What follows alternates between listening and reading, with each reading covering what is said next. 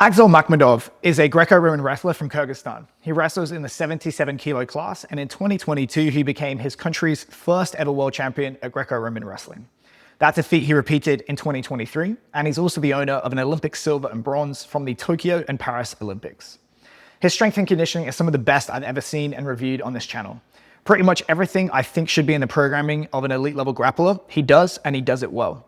He has a great mastery of his body in space. He moves through all ranges and planes of movement with things like tumbling, crawling and locomotion drills, and calisthenics. As you'd expect for a wrestler of his caliber, he has great relative strength, especially in pulling.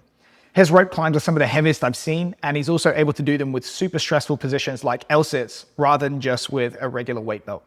He also seems to program a ton of pull-ups and weighted pull-ups, and he reps them out with ease. From what I can tell, the rest of his upper body work is pretty light, with a big emphasis on high reps and strength endurance, which makes sense given the demands of Greco.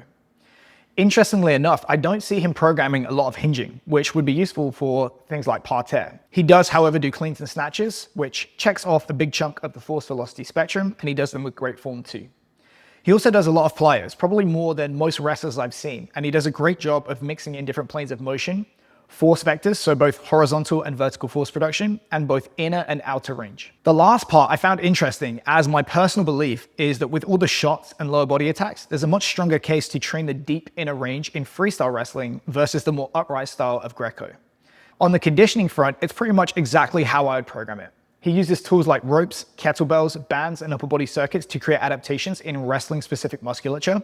He relies on long, low, slow roadwork style cardio for the lower end of things, and he uses things like hill sprints to create big metabolic demand at the high end while managing soft tissue risk. There's nothing inherently bad or ugly about his training. To critique this program would really be nitpicking, but I will say that repeat box jumps in this fashion make me nervous, as the body moving backwards while getting ready to push forwards tends to be the #1 mechanism for an Achilles tear. For this reason, I don't personally do them or recommend them for athletes. Another critique on the plyo front. A lot of the work he does for an athlete of his level and the way that he likes to do them for high reps isn't going to create a ton of explosive or elastic strength. Though it will initially work for low-level athletes, eventually you have to start increasing the heights and landing forces of your plyo work and do so with higher quality and longer rest periods if you want to keep driving adaptation. Finally, where Makhmudov's training is concerned, I would offer perhaps the opposite critique that I mentioned in the Carl Snyder video.